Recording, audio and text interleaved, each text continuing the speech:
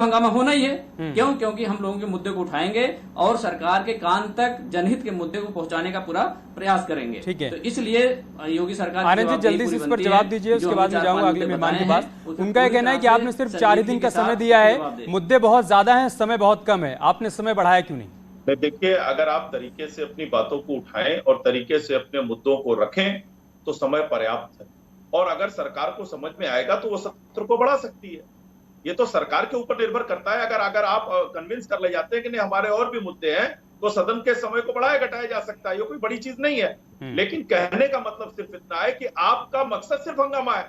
आप सार्थक तर्क और वितर्क करना ही नहीं चाहते हैं, आप मुद्दों से भागते हैं। जब सदन में बहस करने की बात होती है तो आपके नेता सदन में खड़े होकर हाट हाट हाट हाट और गाली गलौज तक पे उतारू हो जाते हैं। अखिलेश यादव जी की भाषा सुनी आपने संसद में, किस तरह की भाषा का उन्होंने इस्तेमाल किया। तो हकीकत यह है कि समाजवादी पार्टी के लिए न तो बताने के लिए कुछ है, न प्रदर्शन करने के लिए कुछ है, न करने के लिए कुछ है। अब इनको चूंकि एसी कमरों में रहने की आदत पड़ चुकी है, और यह सदन में मैं आपको दावे के साथ कहता हूं कि समाजवादी पार्टी के किसी भी नेता के पास इतना नैतिक साहस नहीं है कि वो मुद्दों पर बहस कर सके सदन के अंदर। इसीलिए हर वक्त हमेशा हंगामा करते हैं। ठीक है, धर्मेंद्र जी जवाब देना चाहते हैं, लेकिन बहस 1 to 1 हो जाएगी और मेहमानों को शामिल कर लें, उसके बाद में आऊंगा आपके पास। धर्मेंद्र जी, मेहरुद्दीन जी, एक विषय ये है, 10 सेकंड नहीं मैं आऊंगा आपके पास, अभी 10 सेकंड लेंगे, बाकी 2 मेहमान ऐसे बैठे रह जाएंगे ना। धर्मेंद्र जी मैं आपको पूरा समय दूंगा। 10 सेकंड दीजिए। अच्छा ठीक है, ले लीजिए 10 सेकंड।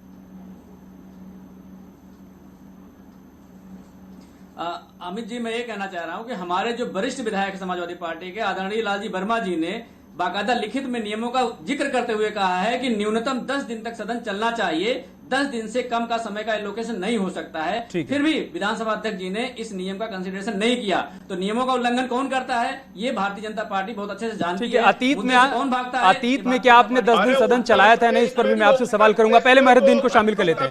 नहीं, 1 to 1 नहीं, 1 to 1 नहीं, आनंद जी और धर्मेंद्र जी 1 to 1 नहीं। मेहरुद्दीन रंगरेज, एक मसला ये भी था, सब ये कह रहे थे कि सदन के भीतर मदरसों के सर्वे का मसला भी उठेगा, जोर शोर से उठेगा, इस पर भी हंगामा होगा। लेकिन आज जिस तरीके से मदनी साहब का बयान सामने आया है, देवबंद में बैठक के बाद उनकी तरफ से कहा गया कि सर्वे होने दीजिए, सर्वे से कोई दिक्कत नहीं है, उसके जो पॉइंट्स हैं, जो सवाल उसमें पूछे जा रहे हैं, उसका जवाब देने में किसी प्रकार की कोई दिक्कत और आपत्ति नहीं होनी चाहिए। आपको लग रहा है कि इसके बाद कम से कम इस मसले पर हंगामा नहीं होगा सदन के भीतर?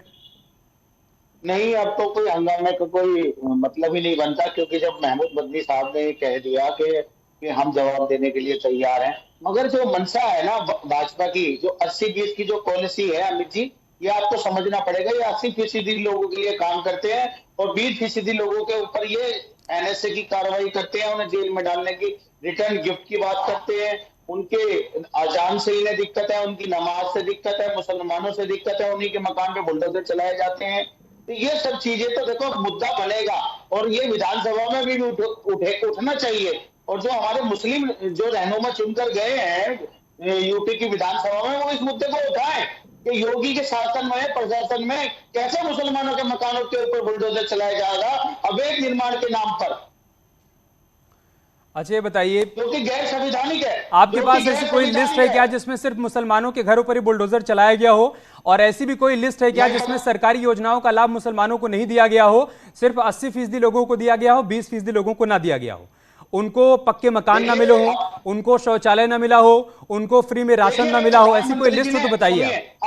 अमित जी सुनिए, प्रधानमंत्री जी ने 15 अगस्त को जब वो आए थे 14 में, तो कहा था 2022 तक सबको पक्के मकान मिल जाएंगे। क्या किसी को मिले? नहीं मिले।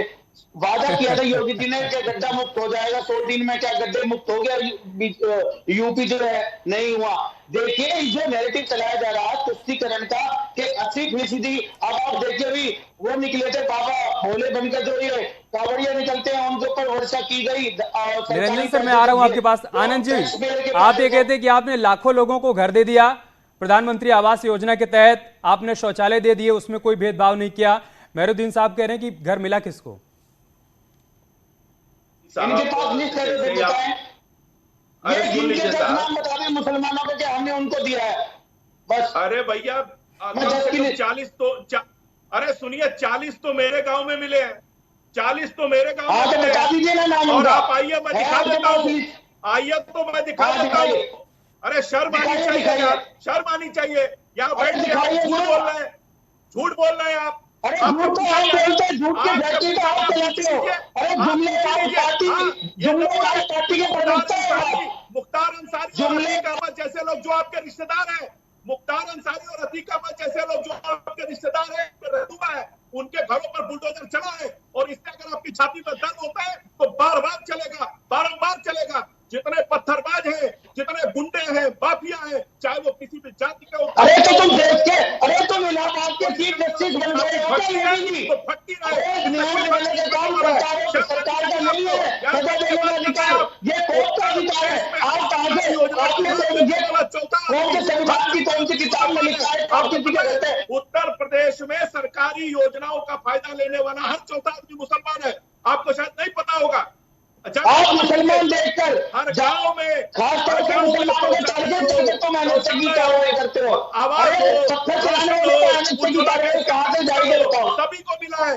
आप लोग यहाँ बैठ कर झूठ, अरे तुम जैसे लोग जब तक सत्ता में रहेंगे ना तो सबको ठीक है। आप ये कह रहे हैं मेहरुद्दीन जी, आप ये कह रहे हैं कि किसी मुसलमान को सरकारी योजना का लाभ नहीं मिला। दो चार नाम तो मुझे लग रहा है धर्मेंद्र यादव जी भी गिना देंगे जो कि विपक्ष में बैठे हुए हैं। मैं आऊंगा आप लोगों के पास, लेकिन निरंजन पोद्दार सर, मैं आपसे समझने की कोशिश करूंगा जो आम जनता के मन में जो सवाल होता है वो सवाल मैं आपके सामने रख रहा हूं। किसी भी सत्र से पहले सर्वदलीय बैठक बुलाई जाती है, उसमें चर्चा होती है कि सत्र को सुचारू रूप से चलाएंगे, शांतिपूर्ण तरीके से चलाएंगे, लोगों के मुद्दे उठाए जाएंगे, उस पर सार्थक चर्चा होगी ताकि कुछ न कुछ परिणाम निकले। लेकिन सदन के भीतर की तस्वीर हमने बार बार देखी है कि हो हंगामा होता है, कागज फेंके जाते हैं, कागज फाड़े जाते हैं, वॉकआउट किया जाता है। वो सार्थक चर्चा होती हुई कभी आपको सत्ता पक्ष और विपक्ष के बीच में दिखी है क्या? अगर दिखी हो तो सर आप कुछ उदाहरण के सहित समझाइए।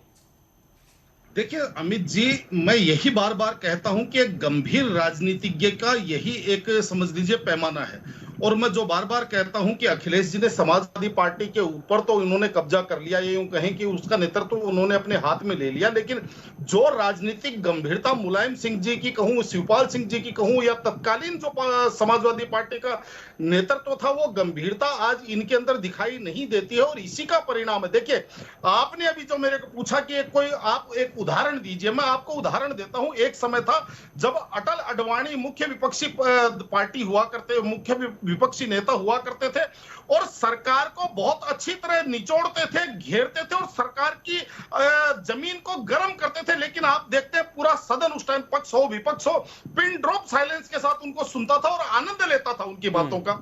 और दूसरी तरफ अगर समाजवादी पार्टी की बात करें तो मैं मुलायम सिंह यादव जी का भी एक उदाहरण देता हूं कि मुलायम सिंह यादव जी की राजनीति के अंदर कितनी गंभीरता थी कि वो कहते थे कि जो मेरा सबसे बड़ा दुश्मन है वो मेरा सबसे अच्छा दोस्त है। यानी कि राजनीति का फलसफा ये था कि वो विपक्ष में हुआ करते थे, विरोध में नहीं होते थे। और आज जिस तरीके से सिचुएशन आ रही है, देखिए ऐसा है कि अब जमाना भी बदल गया। इनको ये चीज समझनी चाहिए, आज जो सदन में चर्चाएं होती हैं वो वीडियो क्लिपिंग के माध्यम से हर एक आदमी के मोबाइल में पहुंच जाती है। आदमी देखता है कि फला व्यक्ति ने किस